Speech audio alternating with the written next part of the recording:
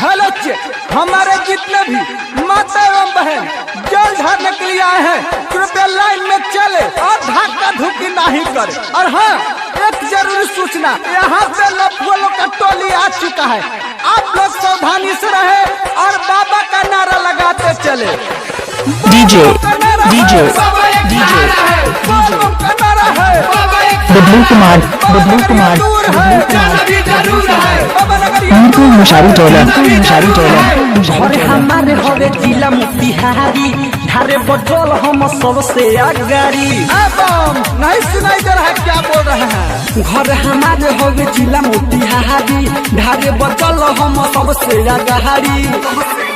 जदि करी रुकावट लफुआ सन के टोली। ए भाई, हम खाली मोतिहारी के ना पूरा जिला के लफुआ है। मार देम गोली देव घर में दे बोली, मार देम गोली देव घर में दे बोली, मार देम गोली देव घर में जे बोली, मार देम गोली चलो धारी में जे बोली। तो कहते हैं नीम की लकड़ी को चंदन से कम नहीं, कहते हैं नीम की लकड़ी को चंदन से कम नहीं, और मेरे बाबा का धाम कोई लंदन से कम नहीं। बबलू कुमार मुशारी टोला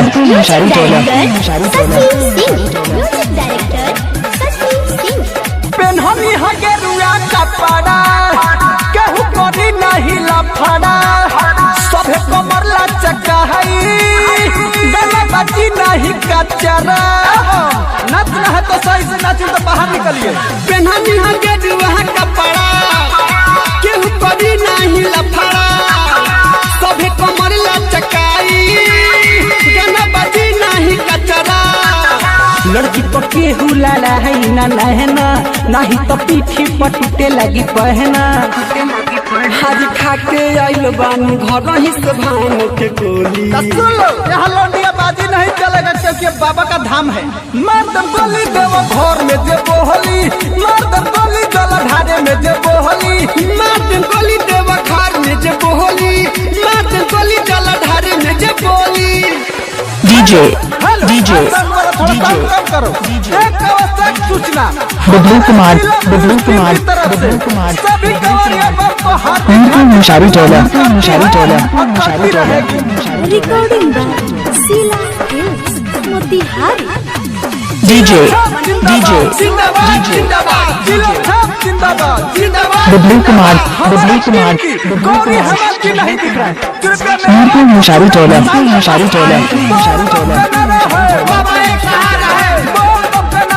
सुना ससी राइटर राधे चला जनी आगे आगे, लाइन में रह तू खड़ा नहीं तो लाठी लगी बाजे।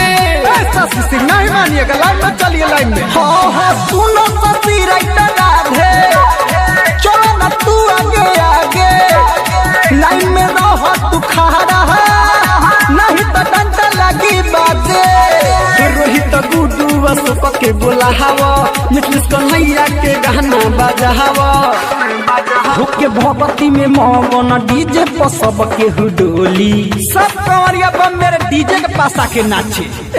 मार दम गोली देव घर में जे बोली, मार दम गोली देव घर में जे बोली, मार दम गोली चल ढारे में जे बोली, मार दम गोली देव घर में जे बोली। खगड़िया जिला मोतिहारी 885128393903